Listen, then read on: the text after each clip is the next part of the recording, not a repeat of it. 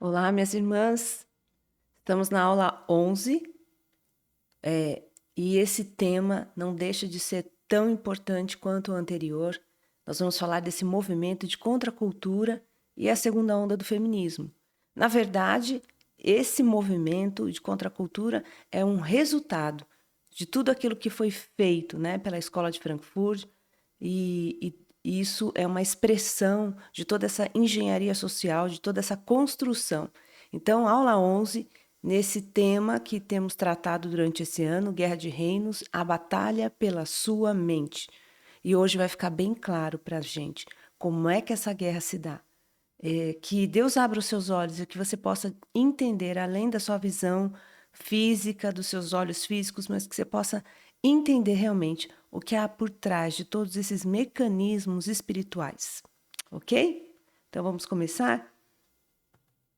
Então, relembrando aqui, nós tratamos de alguns personagens da Escola de Frankfurt, e aqui nós temos o Herbert Marcuse, e uma das falas dele era a seguinte: para que a família monogâmica e patriarcal desapareça, essa família que tem toda uma herança moral, bíblica, cristã, que prioriza no casamento a proteção da família, o marido com esse papel importante de provedor, daquele que mantém a família em segurança, a fidelidade e tantos outros aspectos, para que a gente destrua esse modelo de família e a transformação da libido ocorra, ou seja, o pudor, a moral, aquilo que é considerado como um tabu, que tudo isso seja removido, né? De forma que a sexualidade desenfreada, uma espécie de prazer total seja trazido, exigirá mudanças profundas nos marcos políticos e societários. Por isso, a luta de Eros, olha o que ele está falando. A luta de Eros, deus da beleza física e do amor sexual, é uma luta política. É bem. Chama a nossa atenção assim, pensar que um homem, né, anti-Deus, anti-moral cristã, ante todos os valores ali do judaísmo, do cristianismo, anti-religião, de repente está propondo, né, uma conversa, uma pauta onde ele traz para a gente um personagem mitológico, um deus pagão. Não é estranho que ele fale a respeito de mudança social, essa libertação, né, do Deus promovida pelo Deus Zero, essa conquista política, não é estranho isso? Então eu quero que você desde já comece a pensar por que Herbert Marcuse traz essa figura do Eros para dentro de toda essa engenharia social que ele quer promover e de todo esse discurso de mudança social que ele faz, né? A gente precisa pensar a respeito disso. Então, a gente já falou um pouquinho, mas aqui eu volto a destacar que tudo aquilo que foi coordenado, orquestrado dentro das universidades durante as décadas, né, que os personagens, os professores de Frankfurt estiveram inseridas em universidades americanas, tudo isso, essa desconstrução dos valores morais, essa teoria crítica que apedrejava e destruía tudo aquilo que foi trazido pelo cristianismo, todas as instituições, todos os valores, todas as crenças, tudo foi questionado.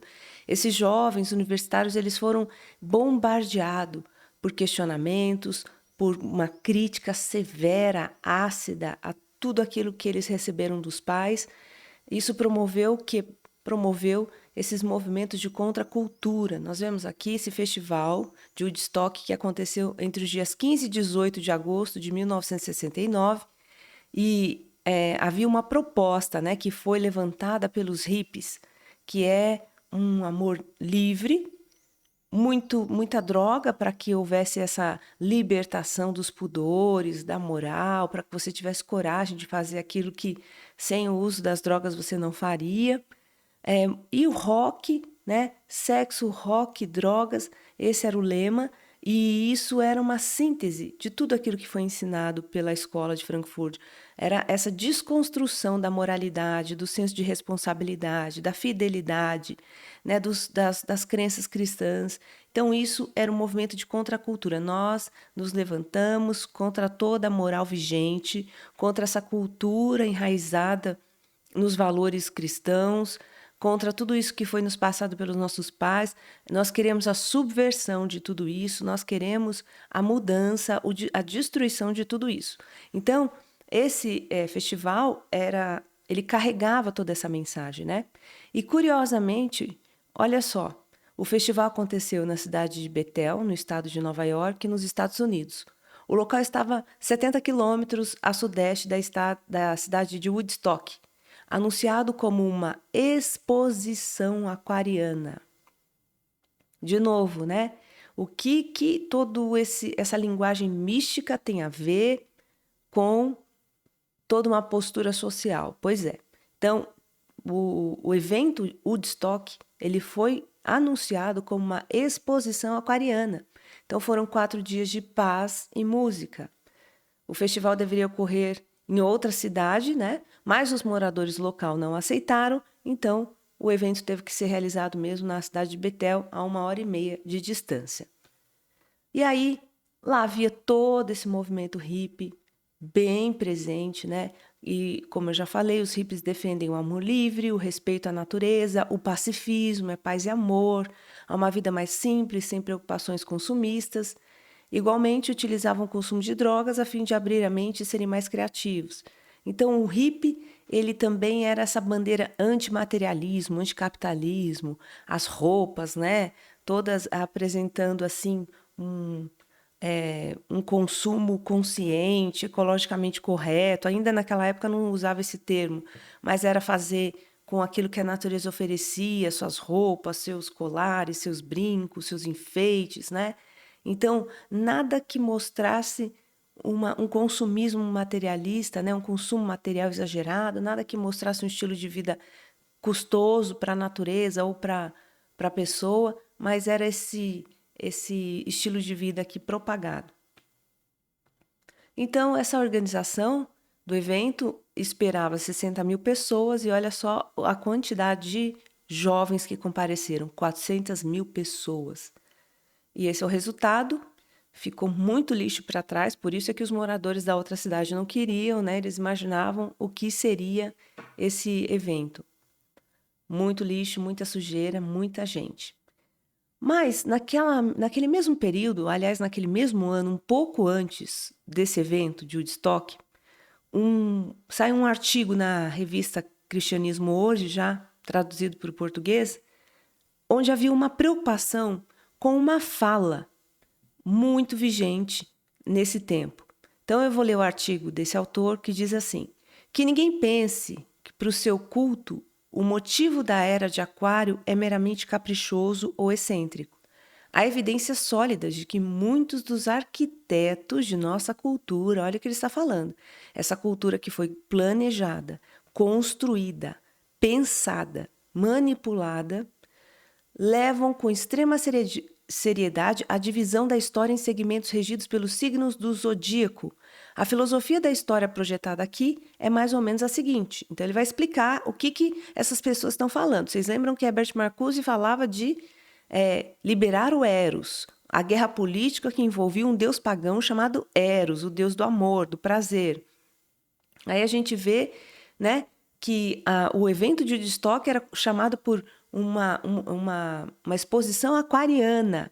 Então, esse autor desse artigo, que é cristão, porque essa revista é cristã, ele diz: olha, será que eles estão pensando mesmo só em serem excêntricos? Ou será que existe alguma coisa por trás disso, dessas pessoas que estão arquitetando a nossa cultura, que estão colocando as mãos para construir uma nova cultura, né?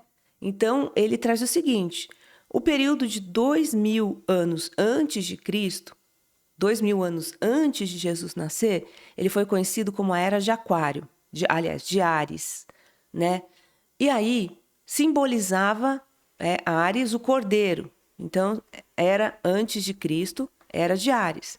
Aí ele diz: E depois que Jesus nasce, morre e ressuscita, se inicia a Era de Peixes, que foi a era da igreja, tanto que os próprios cristãos, né, eles eram conhecidos pelo acrônimo que eu vou tentar falar aqui, é o acrônimo da frase Iossus Christos Theos Ios Soter, que significa Jesus Cristo, Filho de Deus, Salvador. Então, se eu pegar a primeira letra de cada uma dessas palavras que formam essa frase, Jesus Cristo, Filho de Deus e Salvador, eu vou pronunciar uma nova palavra que é ictus ou ictis, que era uma representação dos cristãos. Então, acrônimo é quando eu pego a primeira letra de cada palavra e acabo formando uma nova letra. Vamos, por exemplo, usar aqui IBPAN. IBPAN é Igreja Batista no Parque Pan-Americano, mas a gente acaba já construindo essa nova palavra, IBPAN. Então, isso é um acrônimo. Não serve, por exemplo, para descrever só a inicial de uma frase, por exemplo, igual o IBGE, Instituto, né? Não é assim. IBPAN já soou aqui um novo nome. Então, é a mesma coisa usada aqui na era da igreja pelos cristãos, né? Ictus, né? Significa esse resumo, né? O acrônimo das palavras Jesus Cristo, Deus Filho, Salvador. Então, os cristãos, eles eram conhecidos, né, por deixar esse símbolo do peixe ou deixar essas iniciais, esse acrônimo marcados às vezes em túmulos, em lugares onde eles se reuniam secretamente durante tanta perseguição que sofreram. Então essa acabou sendo uma simbologia, representação da igreja. E então o autor está dizendo aqui que o ano 2000, depois do nascimento de Jesus, até os dias atuais, seria a Era de Peixes ou a Era da Igreja. E aí ele continua dizendo, a Era de Aquário, que é uma era que vem depois da Era de Peixes, tem o ar como símbolo e é considerado uma espécie de novo começo espiritual. Olha o que representa esse novo começo espiritual, marcado pela promessa de fraternidade universal, amplo aprendizado e eliminação de inibições prejudiciais. O que ele está dizendo aqui como eliminação de inibições prejudiciais?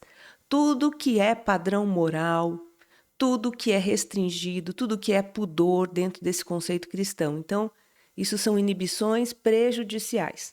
Então, as forças por trás desse estilo de vida revolucionário da mente são variadas e complexas. Olha o que ele está dizendo. Estilo de vida revolucionário da mente. Algumas delas são, sem dúvida, psicológicas, outras culturais, mas há evidências de causas espirituais mais profundas e básicas. É a eles que a igreja cristã precisa dar atenção. Olha o que ele está alertando, o autor Harold. Ele está falando, a igreja precisa dar atenção. O que está acontecendo, sobre o que essas pessoas estão falando. E ele continua, para ver se há áreas indicadas de carência espiritual ou teológica. Então, o que nós vemos aqui é que está acontecendo um movimento e, longe de ser só um movimento político, existem configurações espirituais explícitas. Nós vemos o próprio Herbert Marcuse falando de deuses pagãos que precisam ser liberados numa guerra política. Depois nós vemos um evento chamado Woodstock, que seria uma exposição aquariana. E esse autor, no ano de 1969, um autor cristão, escrevendo numa importante revista cristã, Cristianismo Hoje, dizendo a igreja precisa prestar atenção no que está acontecendo. Né?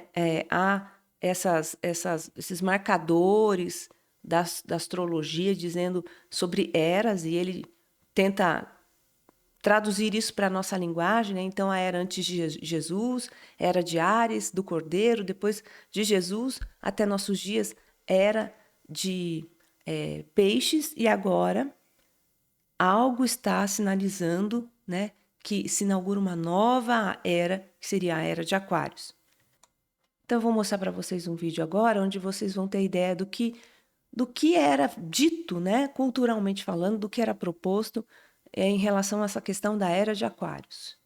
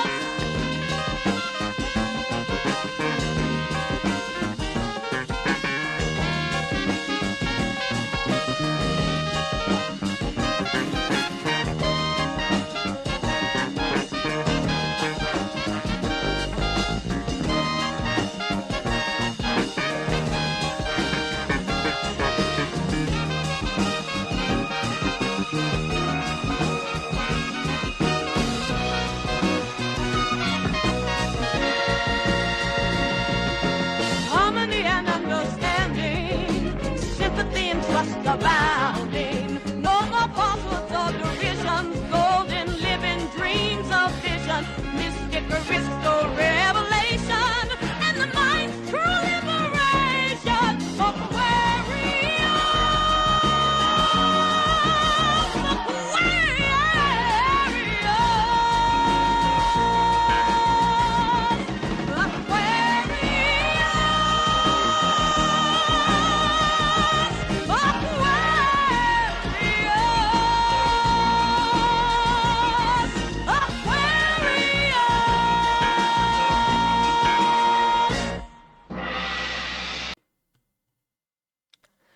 Então, agora na pandemia, teve um livro escrito por esse autor, que é rabino cristão e profeta, o Jonathan Cahn, e ele escreveu um livro chamado Retorno dos Deuses. Então, o que ele descreve nesse livro? Ele descreve que a sociedade, os americanos, eles, por abandonarem a Deus, por removerem Deus da sua cultura, dos seus relacionamentos, da sociedade, da nação, tiveram um retorno de uma trindade satânica. Então, como Jesus diz, quando o demônio é expulso da casa e a casa fica varrida e adornada, se ela não é ocupada pela presença do Deus vivo, ela volta a ser ocupada por aquele que foi expulso, só que ele traz consigo 7 outros piores. Então, o Jonathan Cahn está falando aqui de uma decadência moral que tirou Deus de cena dessa sociedade americana e que agora a consequência disso é realmente estruturas espirituais, principados, potestades, dominando a nação. Então, eu vou trazer aqui um pouquinho como ele apresenta isso de forma muito prática, né? Então, ele diz o seguinte, é uma trindade satânica. O primeiro deles, que volta para a nação, ocupando um lugar que antes era de Deus, é Baal. Baal significa possuidor. Então, Baal, desde a época lá da Israel antiga, ele se manifestava com a sua cultura anti-Deus. E hoje, mais do que nunca, ele se manifesta através de uma cultura anticristo. Anticristo, atacando com violência tudo o que remete ao cristianismo. Então, tira das escolas esse momento de oração. Nossos pais cresceram numa época em que na escola, antes de iniciar as aulas, as crianças fechavam os olhos e oravam. A professora recitava uma oração e as crianças repetiam. Isso hoje é abominável. Não é permitido, porque o que se defende é um Estado laico, né? Um Estado ausente de religião, onde todas as expressões de fé são respeitadas. Mas a gente percebe que não é bem assim. Não é que esse Estado é laico, esse Estado é anticristo, ele é anti-Deus. Contra o Deus verdadeiro há uma guerra ferrenha. E isso tudo é promovido por Baal. Então, o objetivo desse principado, Baal, é tornar pagã toda a cultura e religião cristã. Prestem atenção. O objetivo de Baal não é tornar essa cultura ateísta. Ele não quer um Estado ateu. Ele quer um Estado pagão, que é bem diferente. Por quê? Porque o paganismo, ele levanta o relativismo. Então, o relativismo é a maior expressão do paganismo. Olha, raciocinem comigo. Um só Deus, uma só verdade. Muitos deuses, muitas verdades. Então, o relativismo moral, religioso, ele se embrenha, ele inunda tudo. Porque aí não há uma verdade absoluta, não há um só Deus. E aí você promove esse paganismo, que é a expressão de muitos deuses, a expressão de muitas verdades. É você construir com as suas mãos o Deus que você deseja. E você dita as regras e você dita como é que as coisas vão acontecer. Então, isso é o paganismo. E nós percebemos que Baal está promovendo essa sociedade pagã. Uma sociedade com muitos deuses, uma sociedade com muitas supostas verdades, mas que se distancia e que odeia e que milita de maneira absurda contra toda a expressão do Deus verdadeiro. Então, Baal, ele oferece liberdade através de uma suposta mentalidade livre, mas com isso ele passa a possuir tudo, o possuidor. Ele deseja construir uma sociedade sem Deus, mas uma sociedade profundamente pagã, como ele fez com Israel. Então, esse touro que está lá em Nova York, ele foi feito por um artista italiano chamado Arturo de Modica, e ele gastou do seu próprio bolso $350 mil. Ele fez essa estátua e ele colocou essa estátua no ano de 1989, de madrugada, com a ajuda de guindaste e alguns amigos. Ele tinha 5 minutos para fazer isso antes da ronda policial. E aí, essa estátua está lá desde então. A polícia removeu a estátua, mas depois teve todo um movimento a favor da estátua e ela foi colocada ali. E hoje ela é uma das figuras que representa a cidade de Nova York, né? E aí, o que o rabino Jonathan Cahn fala? Ele fala assim, Baal está mostrando visivelmente a ocupação de território que ele está fazendo na sociedade americana. E eu estou falando aqui da sociedade americana, mas a gente pode trazer isso para o Brasil, para outras nações da Terra, Europa, né? Isso tem acontecido. O lugar onde tem ocorrido esse esvaziamento de Deus tem sido ocupado por principados que estão profundamente comprometidos em paganizar tudo, a cultura, as artes, a economia, os relacionamentos, a educação, tudo. Continuando, agora, nessa trindade, a segunda pessoa dessa trindade seria Astarote, que também é conhecida como Astarte, Afrodite, Vênus, Star, essa estrela, né, essa deusa, né, que os antigos pagãos às vezes chamavam de estrela ou até mesmo próprio planeta Vênus. Então, quem é Astarote? É conhecida como a esposa de Baal.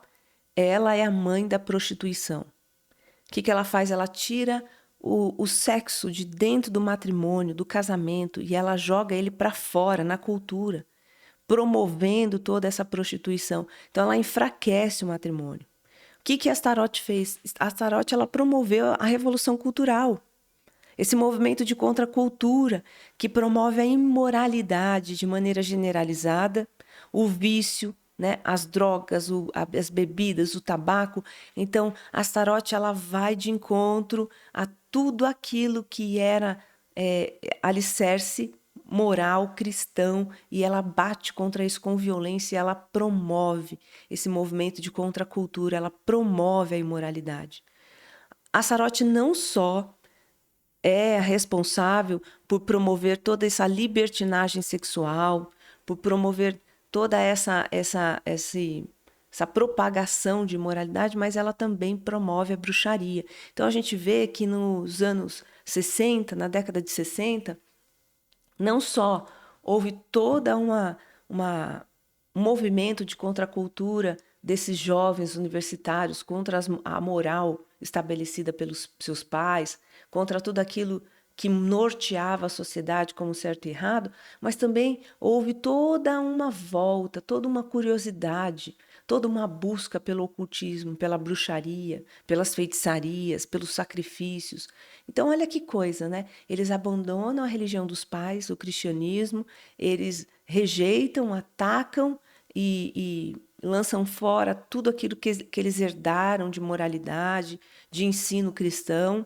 E aí agora, como se não bastasse, eles se jogam, né, para todo tipo de conhecimento oculto, místico, e promovendo, se envolvendo e difundindo isso na cultura também. Isso tudo é promovido por Astarote. E ela tem um filho, que é Eros. E aí a gente chega onde Herbert Marcuse citou. Então, Eros, também conhecido como Cupido, o que ele promove? Eros significa esse desejo com muita paixão. Então, Eros, ele vem desse erotismo, né? O termo erótico e o termo erotismo tem a origem nesse deus. Na psicanálise, Eros representa o desejo sexual e a paixão, mas Eros ele representa um amor pagão, o poliamor, isento de qualquer referência de moralidade. Então, o que essa nova cultura ela está sendo, né, o que ela está sugerindo não é um amor sacrificial, como Paulo descreve lá em 1 Coríntios 13, não é um amor que tudo sofre, tudo crê, tudo espera, tudo suporta, não é um amor da aliança, onde você se compromete através de um vínculo eterno, não é o amor do próprio Deus que é sacrificial, que amou o mundo de tal maneira que entregou o seu Filho para que todo aquele que nele crê não pereça e tenha vida eterna. Mas é um amor pagão. O que é o amor pagão? O amor pagão é esse amor defendido por todos esses movimentos revolucionários, defendido por toda essa cultura de morte. É um amor onde você vem em primeiro lugar, satisfaz as suas vontades, os seus instintos mais baixos e aí você é livre. Então, é esse amor que jamais vai falar para o outro, você está caminhando em direção a um precipício, você vai morrer. Não. O amor é aquele que entende o outro, apesar de qualquer escolha que ele faça. Por mais perversa, por mais que terrível e devastadora que seja o caminho que o que está do seu lado está seguindo, você não pode, por amor, questionar, contestar, criticar ou fazer qualquer tipo de observação. Porque o amor que é propagado por Eros, esse amor pagão, é esse amor que pensa primeiro no seu próprio prazer, que satisfaz as suas próprias necessidades físicas e deixa o outro viver a vida dele como ele bem quiser. Sem crítica, sem ofensa, sem questionamento, sem jamais, né, sugerir qualquer coisa como certo ou errado. Então esse é o amor Eros. Então Herbert Marcuse dizia, é uma guerra política. Eros precisa ser liberado.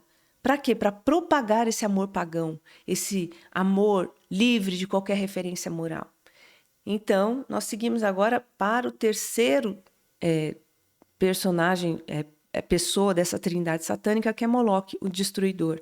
Então, a gente percebe que primeiro tem que ter Baal, lutando contra tudo que é Deus, é o anticristo. Depois a gente vê que vem Astarote promovendo a sua imoralidade, junto com seu filho Eros, e agora Moloque. Moloque é o deus da morte, o deus destruidor, o deus da cultura de morte. A gente vê quantas vezes Israel seguiu a cultura dos povos pagãos e oferecia os seus filhos em sacrifício a Moloque. E Deus diz que nunca pediu isso de Israel e nunca pensou numa barbaridade dessa. Mas aqui a gente vê essa cultura de aborto, o desvalor do ser humano, o desvalor da vida, né? Então, há uma preocupação ecológica com as tartarugas marinhas, mas há todo um ódio contra a defesa de uma criança sendo gerada no ventre de uma mãe. Essa é a cultura do desvalor do ser humano, é a cultura de morte, onde eles querem legalizar, diante das leis de um país, de uma nação, o direito de uma mulher matar a vida que está sendo gerada no seu ventre. Meu corpo, minhas regras. Então, essa é a terceira pessoa dessa trindade satânica que é trazida de volta para a cultura porque uma sociedade escolheu viver sem Deus. E para vocês terem uma ideia como isso está totalmente fundido com a nossa cultura, que não é uma cultura ateísta, mas ela é uma cultura pagã. Olha só, essa exposição desse deus Moloque no Museu Nacional do Cinema, lá em Turim, na Itália. Então, o que a gente entende? E eu acho que é muito necessário a gente trazer isso para essa conversa quando a gente fala de movimento de contracultura, a segunda onda do feminismo, porque como cristãos a gente tem que entender que essa guerra espiritual que tem o alvo de atacar a nossa mente, ela não é uma guerra puramente política, não é uma guerra cultural, mas sim uma guerra espiritual. Há estruturas espirituais da maldade trabalhando arduamente para causar a sua destruição. Satanás sabe que lhe resta pouco tempo, por isso que ele não poupa esforço para destruir quantos ele conseguir. Então, tudo isso que está sendo imposto dentro das escolas, na sociedade, a lei do politicamente correto, essa falsa defesa em prol do negro, esse falso discurso de defesa em prol de uma ecologia sustentável, essa falsa argumentação que há por trás da defesa das minorias, dos pobres, tudo isso, na verdade, é uma manobra muito inteligente, bem pensada, que é para introduzir nessa sociedade uma cultura pagã, uma cultura profundamente perversa, anti-Deus. E assim como Baal possuiu Israel, possuiu seus sacerdotes, possuiu toda a sua cultura, Satanás volta agora com essa trindade satânica nas culturas ocidentais para tentar ocupar esse lugar de Deus. Então, como nunca antes é necessário que a igreja de Cristo seja viva, não seja uma igreja alienada pelo materialismo, uma igreja só pensando em consumo, só pensando em prosperidade, uma igreja só pensando em entretenimento, lazer. Tem que ser uma igreja viva, poderosa em Deus, para avançar contra as portas do inferno, para ser a resistência contra o avanço das trevas nesse tempo, porque tudo que temos vivido é uma guerra espiritual sem precedentes. Vocês viram? Se você tem olhos para ver, você vai entender. Se você tem ouvidos para ouvir, você vai ouvir. Mas se diante de toda essa narrativa você ainda duvida e acha que isso é só conveniente a gente falar disso dentro de toda essa amostra, então eu peço que o Espírito Santo te sacuda para que você desperte. Nós estamos falando de guerra, ela está evidente diante dos nossos olhos. Há ação de principados e potestades, e eles estão interessados no que você vai aprender na escola, que seus filhos vão aprender, estão interessados no que você crê, mais do que nunca. Por isso nós precisamos despertar. Agora eu vou traçar com vocês um pouquinho do que foi a segunda onda, diante da influência de Herbert Marcuse e de todos os seus colegas da escola de Frankfurt. Nós temos aqui uma referência dentro do feminismo. Eu quero deixar bem claro que existem outras personagens muito importantes, mas a gente não vai citar tantas quanto estiveram presentes nesse movimento, por causa do tempo e também porque eu acredito que eu falo muito nome e você vai acabar não fazendo bom uso de tudo isso. Então, vamos tratar de algumas que vão trazer para a gente alguma informação muito importante, né? Então, a Beth Friedman, ela escreveu esse livro, A Mística Feminina. E aí, se a gente vai olhar um pouquinho para a vida particular da Beth, é aquela típica mulher que acabou renunciando à sua carreira porque os filhos vieram e ela precisava cuidar dos filhos, precisou se mudar de cidade por conta da carreira do marido algumas vezes. E aí ela chega a uma situação em que ela se sente frustrada. Puxa vida, olha a minha vida.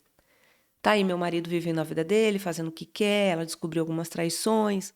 Tudo isso gerou uma revolta, eu estou aqui renunciando minha vida, minha carreira, cuidando de criança, e ele está vivendo a vida dele.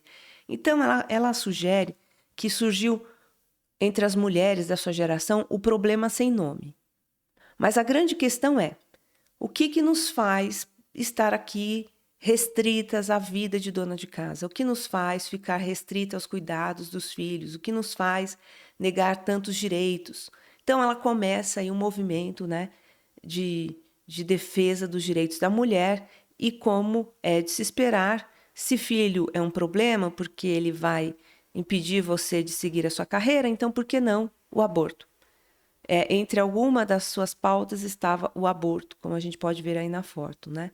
Ela defendendo o direito da mulher a abortar para que isso não pudesse ser um empecilho para ela construir a sua carreira, viver a sua vida de maneira mais livre, sem essas prisões que o matrimônio, que o patriarcado traz para a vida da mulher.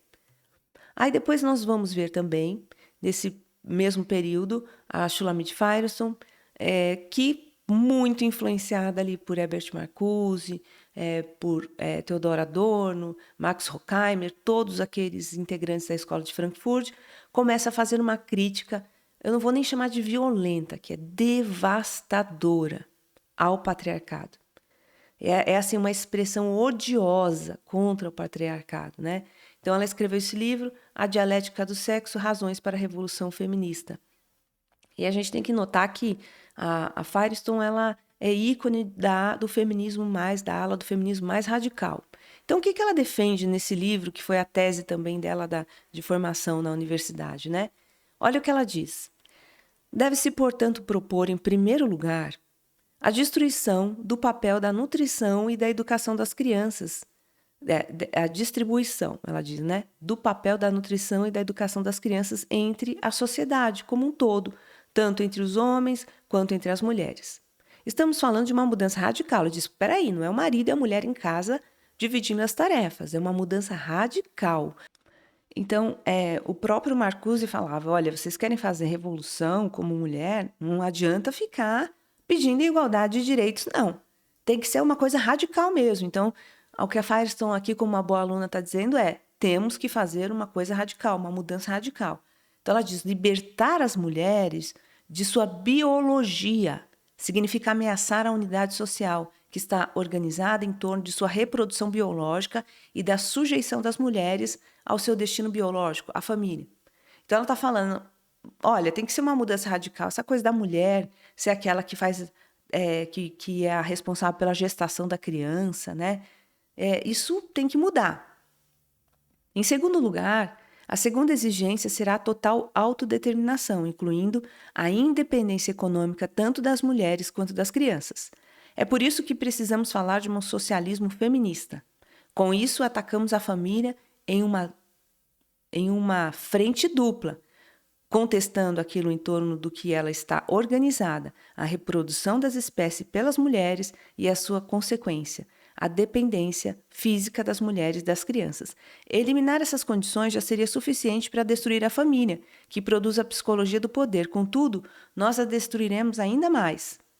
É necessário, em terceiro lugar, a total integração das mulheres e das crianças em todos os níveis da sociedade. E se as distinções culturais entre homens e mulheres e entre adultos e crianças forem destruídos, nós não precisaremos mais da repressão sexual que mantém essas classes diferenciadas, sendo pela primeira vez possível a liberdade sexual natural. Assim, chegaremos em quarto lugar à liberdade sexual para que todas as mulheres e crianças possam usar a sua sexualidade como quiserem. Não haverá mais nenhuma razão para não ser assim. Em nossa nova sociedade, a humanidade poderá finalmente voltar à sua sexualidade natural, poliformicamente perversa. Serão permitidas e satisfeitas todas as formas de sexualidade. A mente plenamente sexuada tornar-se-á universal. Então, o que essa menina está propondo? Que a mulher não seja mais responsável pela nutrição da criança e também pela gestação. Aqui ela não fala, mas no livro ela vai deixar bem claro que ela propõe úteros mecânicos, onde as crianças poderiam ser geradas fora do corpo da mulher, porque ela acredita que isso é uma agressão contra a biologia da mulher. Então ela está querendo questionar algo desenhado por Deus, que funciona de uma maneira tão perfeita, ela está querendo questionar isso. E depois ela começa a dizer assim, olha, precisa existir um socialismo feminista, onde o dinheiro seja repartido entre as mulheres para que elas não precisem mais depender financeiramente dos homens. E não só as mulheres, como as crianças.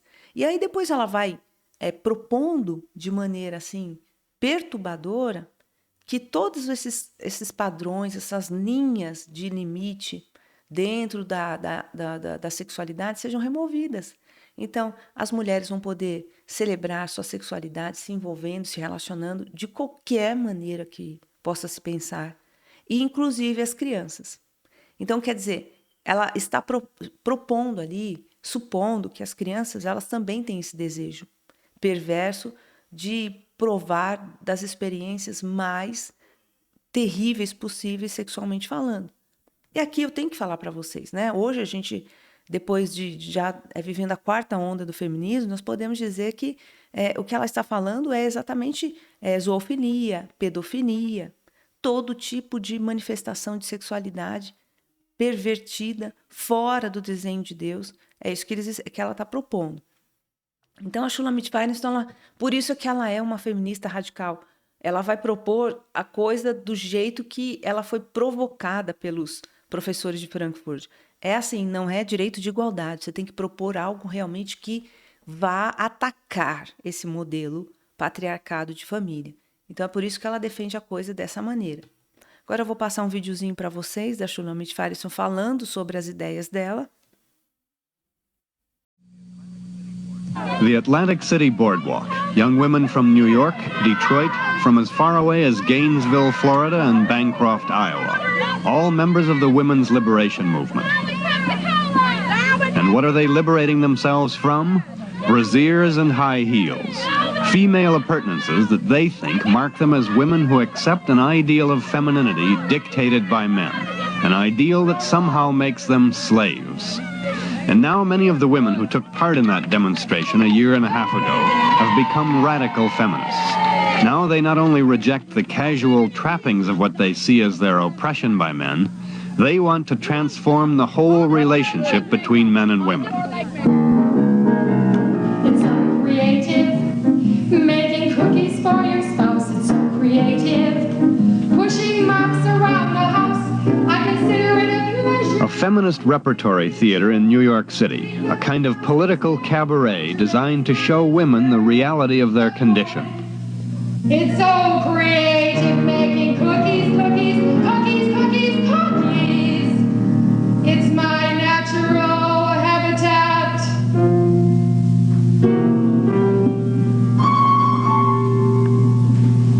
Hello, Herman? Would you come home and eat your cookies? Here's another radical New York group called the Feminists. They're small in number, 50 or so young women within the overall women's rights movement that numbers perhaps 5,000 across the country. But the feminists are radical to the point where most of them exclude any relationship with a man. And this small segment of the movement insists that exclusion is justified. They talked with CBS News correspondent Panchita Pierce. And men are the oppressors, they're powerful. Women are subordinate, powerless, and this is throughout the world. Now, women are property that are exchanged among these men. They marry certain women. But this is where, power comes into it. I mean, upper-class men oppress both men, and they oppress women. Every man oppresses women. I mean, they have the chance to oppress the women they marry, their daughters. Looking kind of beyond that, then it would suggest that you would want a complete change in society. Definitely. Class change. Definitely. Mm-hmm. And when you get right down to it, these radicals say, that class change means that the institution of marriage must go, if only because it seems to be going anyway. I think marriage and the family are doing a great job destroying themselves, so feminism doesn't have much of a job to do. What will take the place? I don't think anything will replace it except sisterhood among women, that there'll be a great alliance. Women will discover each other as human beings. Will they turn to women instead of men then? As friends, as sisters, as rebels, as fighters in a revolution which they all share. Yes. But if they want more, just answering to their nature as a woman, if they want love. Well, there's nothing to say that the nature of woman, the true nature of woman, needs love any more than any other. We don't know what love is. It's just a phony word. It has no real definition. I think that whole concept has to be thrown out and redefined, and it won't be redefined until after the revolution. If you had equality between men and women, you couldn't have marriage. Just like people say, well, couldn't we get rid of the bad things about marriage? Couldn't you have gotten rid of the bad things about slavery? and still have slavery. No, I mean, it sounds crazy. What would you substitute? Let's say, What do you substitute for cancer? it's not the same. Well, I think it is. What do you People substitute tend for to want slavery? to It's live an evil. without cancer. I'm not sure that all women would want to live Stick without around. marriage. Even the moderates within the women's rights movement say that the revolution must certainly include the liberalization of abortion laws written by men, laws that keep women in bondage with children they don't want. To drive this point home, the feminist repertory theater turns the tables. A male character is made pregnant, so he can feel what it's like, and women doctors decide his fate. Maintain the pregnancy. How dare you make that statement to me? I dare. There is a human life involved after all. Oh, there is a human life involved. You insane creature, I'm fully aware there is a human life involved. My human life. Shulamith Firestone, a member of another New York group called the Radical Feminists. She argues that women should not have to bear the burden of pregnancy, that there should be more research leading toward birth outside a woman's body, the so-called bottled baby. Pregnancy hurts. It's really not, it's not very pleasant. You get distorted, your body gets messed up. I mean, I think people haven't said this before, but, pregnancy is barbaric. I think that if you have an option, for artificial reproduction, it's going to make a tremendous difference in the kinds of institutions we have. That, of course, is one of the most radical visions of feminism. The moderates simply want equal pay and equal job opportunities for women, as well as repeal of abortion laws and more daycare centers for their children. So far, the women's rights movement has had one fundamental problem. Not so much to persuade men, but to convince the majority of American women that there is something basically wrong with their position in life. In any case, moderates and radicals alike insist that the battle has only begun, and that the 1970s will see that battle won with or without the help of men. There'll be men upon their knees to us and begging for their lives, and some will spare and some will not, for justice is our right. There'll be judo and karate and a rifle for each wife, for it's liberation time. Glory, glory, hallelujah. Glory, glory, hallelujah. Glory, glory, hallelujah. It's liberation time. The oppressor will grow weary and will wish equality. We will give it, if we give it, when abortions can be free. If the men, including Mailer, join the men's auxiliary, we'll let them march along. Glory, glory, hallelujah. Glory, glory, hallelujah. Glory, glory, hallelujah. The men can march along.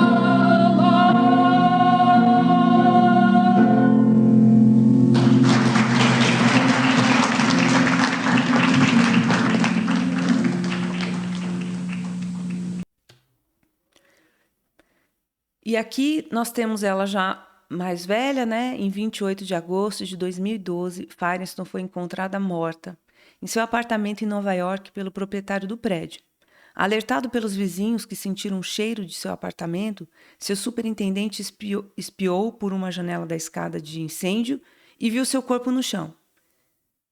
Seu senhorio Bob Pearl disse que ela provavelmente estava morta há cerca de uma semana. Morreu aos 67 anos de idade. A Shulamith Firestone, ela foi uma mulher assim que viveu muito tempo, tendo crises de esquizofrenia, passando por internações. Ela vivia isolada, se dedicou à pintura de quadros e é uma pessoa que foi vítima da sua própria loucura, né? Porque o que ela defendia era tão insensato, era tão louco, que ela acabou tendo essa morte tão triste, né? Depois de 5 anos, por causa do mau cheiro, viram que alguma coisa estava errada e descobriram o corpo dela morto ali. Uma mulher que no último momento da sua vida estava sozinha, abandonada. Apesar da família negar, parece que ela provocou a sua própria morte não se alimentando por muito tempo e morreu ali também por inanição, né? Falta de alimentação. Mas ela viveu a maior parte da sua vida entre surtos de esquizofrenia, né? E raros momentos de lucidez. Nós vamos falar agora de Kate Millett, que também foi uma dos personagens mais polêmicos e responsáveis aí por esse feminismo radical. Ela também escreveu um livro que foi a tese, né, do seu curso de formação na Universidade de Colômbia, onde estavam lá todos esses personagens de Frankfurt. Lembra que eles vieram da Alemanha e foram direto para a Colômbia? E o livro dela tem seu nome, Política Sexual.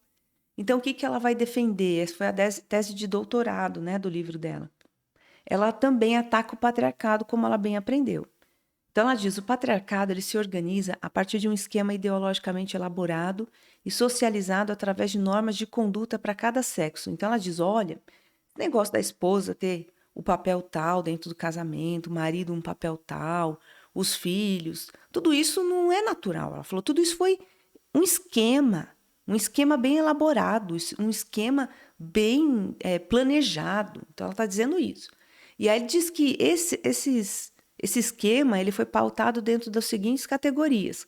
O temperamento, então, vai desenhar o temperamento da mulher, como ela deve ser, como o temperamento do marido deve ser. Então, o marido mais agressivo, aquele que defende a casa, a mulher, aquela mais branda, mais obediente, né? O papel também, os comportamentos sociológicos dentro da sociedade, como cada um se comporta, e o status, que é esse componente político, né? Que, por exemplo, lá no começo, a mulher não tinha esse papel de voto, né? Direito a voto, depois é que ela foi ganhando. Então, o que ela diz? O temperamento ele se desenvolve a partir dos estereótipos definidos para cada categoria sexual, ou seja, ao homem cabe ser agressivo, inteligente, forte, eficaz. A mulher cabe ser dócil, passiva, ignorante, frágil, virtuosa. Quanto aos papéis, a mulher assume o trabalho doméstico e o cuidado com os filhos, enquanto o homem realiza seus interesses no campo da produtividade humana. A distribuição das funções, em simetria com o temperamento, influencia no status que determina a superioridade masculina e inferioridade feminina. Então, ela fala... Né, ela tem essa crítica ao patriarcado. Ela diz, tudo isso aí foi planejado, quer dizer, a reação da mulher é todo um desenho social, né, que ela acaba aprendendo e herdando, porque tudo isso, de alguma maneira, algum dia foi desenhado. Então, ela critica isso, e ela critica de maneira violenta, e ela quer desconstruir tudo isso. A gente vê aqui depois a irmã dela dando uma entrevista, falando sobre como a Kate foi a vida inteira, né? Após a morte dela, a Mallory, ela diz o seguinte: Kate teve problemas mentais desde que me lembro. Ela tinha 5 anos quando nasci e nossa irmã mais velha, Sally, diz que assim que cheguei, Kate estava pendurada em meu berço, tramando o meu assassinato. Compartilhamos um quarto desde o meu aniversário, desde o meu nascimento. Desde as minhas primeiras lembranças, lembro-me de temer com as vibrações de sua insanidade. Ela era a pessoa mais perturbada, megalomaníaca, má e desonesta que já conheci. Ela tentou me matar tantas vezes que agora é um borrão enorme de horrores traumatizantes. Ela era uma sádica, uma torturadora, uma valentona profundamente enraizada que tinha imenso prazer em machucar os outros. Incorrigível, implacável, ela foi expulsa várias vezes de todas as escolas que frequentou. Passei minha infância com o coração martelando enquanto andava na ponta dos pés pela casa para não ser notado pela terrível Kate. Nossa mãe ficou desamparada, paralisada de terror diante de Kate. É uma grande dificuldade conseguir escrever coisas tão duras sobre o próprio sangue. Demorou um tempo para eu começar a dizer a verdade. Devo dizer aqui que sempre e para sempre tive um reservatório de amor por minha irmã Kate. Mas a realidade supera tudo e seu tipo de escuridão nihilista era um obstáculo implacável. Passei décadas trabalhando para levá-la à luz. Um dia, meu conselheiro adivinhou. Então, você entende que está tentando tornar sua irmã sã? Então, assim, a Mallory, ela conta isso pra gente, né? De como foi essa relação com a Kate, como foi difícil, como a Kate realmente era uma pessoa nihilista, que quer destruir tudo, né? O nihilismo é isso. quer destruir tudo que está em ordem, tudo que está no lugar. Então você pega uma marreta e isso é totalmente a teoria crítica, você sai destruindo tudo. E a Kate, né, é uma pessoa muito instável, ela foi diagnosticada com bipolaridade, passou por crises muito severas, precisou ser internada durante vários períodos. Foi uma mulher que largou o marido, depois acabou arrumando uma companheira que acabou vivendo com ela o resto da sua vida. Era uma pessoa assim que muitas vezes em suas palestras ela estava em surto. Ela estava em surto, existia ali todo aquele grupo de mulheres interessados em ser inspirado por uma mulher com desequilíbrio mental severo, né? Severo. E ela destilava de maneira agressiva um ódio contra o patriarcado, um ódio violento. Eu não sei se foi a Mallory ou se foi a Sally que voltaram do Japão depois de um divórcio e acabaram encontrando com a Kate lá em Nova York. E ela disse que participou do evento, de uma reunião de fundação desse movimento mais radical do feminismo que a Kate fundou. E disse que elas davam ordens, palavras de ordem, de ódio: vamos destruir os homens, vamos destruir a família, não vamos deixar sobrar nada. Então era isso que norteava, era esse ambiente dessas reuniões onde a Kate participava e essa era a pauta que ela defendia, né? E a gente entende hoje por que ela chegou a esse nível, ela, a Shulamit Firestone, por que elas destilavam todo esse ataque ao patriarcado? Porque foi isso que elas receberam dentro das universidades americanas. Foi o tempo de gestação que os personagens de Frankfurt tiveram para gerar nessa nova geração de universitários todo esse ódio e toda essa revolta, né, contra aquilo que era chamado uma nação ocidental, uma cultura ocidental cristã. Então, quando a Kate morreu, olha como o Washington Post chamou a Kate. Chamou ela alta sacerdotisa da segunda onda do feminismo, morre aos 82 anos de idade. Gente, prestem atenção. O que eu estou trazendo para vocês hoje são as configurações espirituais desse tempo de contracultura, de uma revolução cultural. Olha como eles usam termos profundamente espirituais. Isso é a mídia. Olha como toda hora, né, você vê o movimento de Woodstock, eu volto a repetir, foi chamado o quê? De uma exposição aquariana. O próprio Marcuse usando o termo Eros precisa ser liberado nessa guerra política. Então, olha só, o feminismo radical, que é esse defendido pela Kate, pela Firestone, é uma corrente feminista que se assenta sobre a afirmação de que a raiz da desigualdade social em todas as sociedades até agora existentes tem sido o patriarcado, a dominação do homem sobre a mulher. Então, o ódio contra a figura masculina começou de uma maneira mais violenta nesse período. Então, assim, tudo, né, que se refere à figura masculina é odiosa. Então, por exemplo, hoje nós estamos já num estágio em que um garoto, né, e a gente sabe que biologicamente os meninos não são como as meninas, eles têm uma carga muito maior de testosterona, que faz com que o comportamento deles às vezes seja mais violento. Os meninos gostam de brincar de guerrinha, eles batem um no outro, e a gente acha que está acontecendo alguma coisa, não está acontecendo nada, eles estão brincando. Um dá um empurrão no outro, sai correndo, o outro vai, revida. Eles são assim, enquanto as meninas gostam de, né, ter uma dinâmica muito mais pacífica, mais amigável, gostam de conversar, gostam de brincar de coisas mais tranquilas. Os meninos sempre são assim. Por quê? Justamente porque os hormônios provocam isso neles. Eles são projetados por Deus para serem mais fortes, mais desbravadores, mais corajosos. E hoje em dia tudo isso tem uma crítica terrível contra isso, né? Eles são chamados a expressar algum tipo de passividade, de feminilidade no seu comportamento, nos seus traços. Existiu agora, recentemente, por causa da grande mudança de muçulmanos para o território alemão, houve um estupro em massa durante um blackout que houve em uma cidade. E a maneira que os alemães usaram para protestar contra esse estupro em massa foi colocarem mini saias e saírem passeata pelas ruas.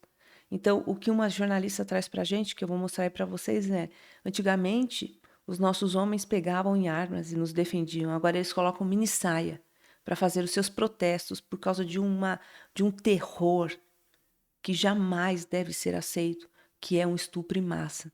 Então, olha onde nós estamos. A figura masculina e todos os seus traços e todas as suas características têm sido atacados de maneira severa, justamente como uma consequência desse ódio promovido à figura masculina, bem destacado na segunda onda. Men in minis. This was the reaction by some Dutch protesters to recent mass sexual attacks in Germany, taking a stand in skirts.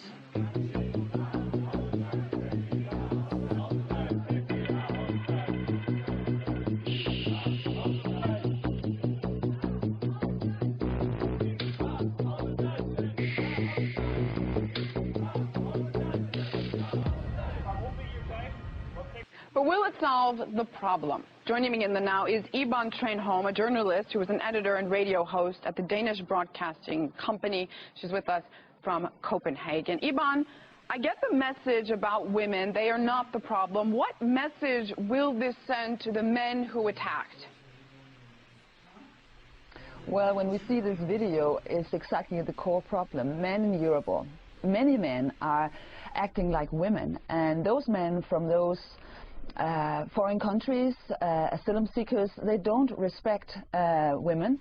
So when men act like women, I mean, we do have a problem because we have no masculine power in our society to fight back this male aggressive culture. But this clip that we've shown, to be clear, was in Holland. It was a small, relatively small protest. This doesn't necessarily represent all of European men. Well, I think if you look at our politicians, they're very soft. They're like mothers. I mean, they are embracing, they're inclusive, and they talk about how we should embrace refugees. Of course, we should help people that are in need. But, I mean, they can't deal with the rapings, they can't deal with terrorism.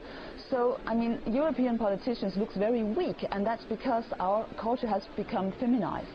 This militant feminism that has been going on for decades, now we see the consequences that many men here are brought up to be women and think like women and be soft-minded. But that is what Europe is about. That is part of European qualities that the European Union promotes. It talks about promoting at least all the time, and these refugees are coming to Europe. Shouldn't they adapt to that? Well, I think that was not what Europe used to be. I mean, normally we have had like male hero virtues. And, you know, a culture needs to be balanced. It's fine that we have women's rights, and I really defend them. But I think a culture to be balanced and to work out well, you need to have both the masculine part and the feminine part. And now the masculine part is lost, and we see the consequences. We see how the postmodern values are just a construction, and it's a very fragile fundament. And now we see that we don't have any male that can stand up, who can fight back those male aggressions that we are facing. So the vacuum that feminism has created means that women are becoming victims of those male aggressions. One could argue, though, that fighting or standing up or being strong isn't exactly going to solve problems. A lot would argue that strong male, like you say, leaders might be more inclined to start wars, to fight, to build conflict. Yeah, I see. I get your point, but the problem is that we see those physical attacks, violence that is coming into our society. So, I mean, like back in time in history, you have to fight back. I mean, it's just reality. Maybe this secular humanism is just an illusion because it doesn't work. I mean, we see that women are threatened in many centers for people that come as refugees. We have violence against Christians, rapings. I mean, and our politicians don't know how to deal with it. You see that the terrorist has the upper hand. I mean, our leaders cannot protect our culture because they don't know how to be masculine. They don't know how to fight back because they don't dare to. And I think it's a huge problem. So we need a sort of male revolution. And it's just as important as the struggle for women's rights. What does that exactly mean, a male revolution? We need to fight, you think, for male rights in Europe? You know, it's very simple. It means that men needs to take responsibility to go back to the old male virtues, to defend the women, the children, and the culture. Because now, I mean, this postmodern project is dead. It doesn't work. And if we continue to be like soft and we have this idea that there is no evil, everybody is nice, if they just get a car and a job and they get well integrated, everything is fine, it's not going to work.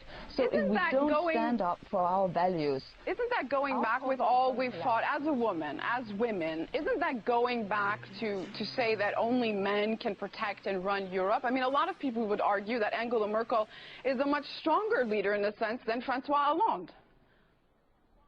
Well, look at reality. The reality that she has no control. I mean, that aggressive males are raping German women in the streets. And where were the men? There were no German men to protect them that night. I mean, I really wonder where were the men to protect those women. So you know, it's good to have strong women and female values, but if it's unbalanced and you have no masculine force in the society, it's going to break down. Right, but the mass rape shouldn't be happening in the first place. I'm sorry, the mass rape, the violence shouldn't be happening in the first place. These are guests, essentially, who Europe has welcomed. I'm not so sure, because those people from those countries, they have a different culture, they have a different religion, and they only respect strong men. They don't respect women, and we need to look at reality. This is the reality. They don't respect women. They look at women as weak. And when the politicians are trying to be inclusive and all-embracing, for them it's just weakness. And we have to deal with that. It's weakness. So if we want to go on like this, I mean, it could be, you know, a catastrophe for our culture, because, I mean, maybe we cannot win this fight and we're going to be taken over by somebody else and another culture. You've written recently, I want to point this out, to these individuals, I assume you mean refugees and migrants in Europe, strong European women are easy victims. They have respect only for strong men, and strong men aren't exactly sick on the ground in Europe. You've made this point, but isn't this a little bit of victim blaming here? No, I think it's just looking at reality. I mean, we see that we need somebody to protect those women, because obviously they cannot protect themselves. I mean, they were victimized because they were victims of this terrible crime. Should they have to protect themselves against mass rape on the streets of their country, of their home? You know, I would love to see women be able to protect themselves, but the reality, at least for this crime or this event, it did not happen. And now I know from people living in Germany that many women are scared to go out in the street at night, and we don't want a society like that. So men need to muster up and go back to the old virtues to protect people. And I don't think that women are, you know, being weaker because men are protecting them. I think it's just the balance we need in our society, and it's a huge problem on many levels, that men has been brought up by women that wants them to become women, and many men today in the European society, they're very insecure about their own masculinity, and it means that society is going to be unbalanced, because there is a certain order in this world, and it's based on the kind of complementarity between masculine and feminine, and if one part is lost, I mean, there will be consequences. Like before, when the women were suppressed, that was not a good thing either. So you need to keep the balance, and so we have to go back to you know, trying to build up again a manly culture. All right, balance I can agree on. Iban Trenholm, a journalist who is an editor and radio host at the Danish Broadcasting Company in Copenhagen. Thanks so much for being in the Now. Então, como a palavra do Senhor deixa para a gente bem claro, né? Há um caminho que ao homem parece direito, mas o fim dele são os caminhos de morte. Então, nós vemos como essas mulheres, elas mergulharam tão fundo numa insensatez perversa que elas acabaram ficando loucas, né? A sua própria loucura tomou a mente delas e elas não conseguiram mais sair desse lugar de morte.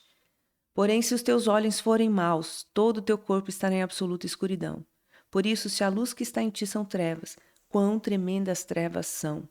Quão tremendas trevas são. Nós somos de uma geração mergulhada em trevas, mergulhada em escuridão, e nós conseguimos olhar para aquilo que o Senhor deixou para nós e ter ódio dos seus valores, dos seus desenhos, dos seus modelos, das suas orientações. Uma geração que odeia a Deus, uma geração, né, que se revolta contra Deus. Ai dos que usam mal como sinônimo de bem e chamam bem de mal, que fazem das trevas luz e das luz trevas, do amargo doce e do doce fel. Isaías falando. Como nós nos encaixamos nessa geração? Porque tudo aquilo que é bom nós chamamos de mal, e tudo aquilo que é mal nós chamamos de bom. E nós fazemos das trevas nossa luz, estamos todos cegos, tropeçando em plena luz do meio-dia. Por quê? Porque rejeitamos a Deus. E aqui é triste pensar que hoje a igreja está em muitas situações mergulhada em trevas, em escuridão, se distraindo facilmente, dormindo, lidando com essas coisas de uma maneira política e não espiritual, achando que tudo é uma questão de diálogo, que tudo é uma questão da gente incluir as pessoas. Vamos ser uma igreja inclusiva, vamos ser uma igreja que abraça o diferente, uma igreja politicamente correta, uma igreja que não é fundamentalista nem radical. O que nós estamos tratando aqui são coisas espirituais profundas. Nós estamos falando de deuses desse século que cegou o entendimento dos incrédulos para que não lhes resplandeça a luz do Evangelho de Cristo. Estamos falando de estruturas espirituais da maldade que têm trabalhado para encarcerar a mente dos homens. Mas como igreja de Cristo, nós não podemos, hoje, mais do que nunca, negociar os valores do reino. Não podemos negociar, porque senão eles vão tomar. Baal está aí para possuir tudo, para encarcerar multidões. Astarote está aí para promover toda o seu império de promiscuidade, de imoralidade. Está aí Moloque, o deus da morte, para fazer com que a vida das pessoas não valha nada. Então, por isso que nós precisamos ter uma crítica. Gente, não é só porque o orientador do seu trabalho, ele é doutor na USP, ele está formado debaixo desse legado de morte. Ele está engajado em destruir aquilo que é divino. Ele também está ali engajado em promover esse discurso de ódio contra Deus. Não estou falando que todos os acadêmicos de alto nível são assim. A gente tem cristãos que conseguem ter discernimento, que conseguem não serem influenciados por toda essa maldade. Mas há muita gente enganada e há muito cristão enganado. Muito cristão defendendo essa agenda perversa, enganado. Achando que tem que aceitar o que a escola está propondo, que tem que aceitar o que o seu trabalho está divulgando. Sabe? Eu já ouvi muito isso no meu antigo trabalho. Isso é uma questão de prudência. Prudência para eles é você aceitar, goela abaixo, toda a perversidade dessa agenda maligna, sem discutir, negociando, entregando a sua alma ao diabo. É isso que muita gente chama de prudência. Então, que o Senhor nos desperte. Nós precisamos, como nunca, devotar tempo em jejum e oração, buscando estratégias do alto, guerreando com armas espirituais, porque essas guerras nós não vencemos na briga, na discussão, nós vencemos espiritualmente falando. Então, que você possa conversar com o seu grupo e chegar, né, a uma avaliação de como você tem sido bombardeada por essas culturas de morte, por essa influência dessa trindade satânica. A segunda onda foi a materialização de toda uma nova era que está sendo desenhada, uma era sem Deus. É o que Babel buscou com afinco naquela época, né, da construção da torre. Esse é a nova ordem da Babilônia. A Babilônia é isso. E a voz do Senhor ecoa aos nossos ouvidos. Sai dela, povo meu. A Babilônia é esse lugar sem Deus, onde o paganismo é levantado, onde esses deuses são cultuados. Então desperta em nome de Jesus. Que Deus te abençoe. Fiquem na paz.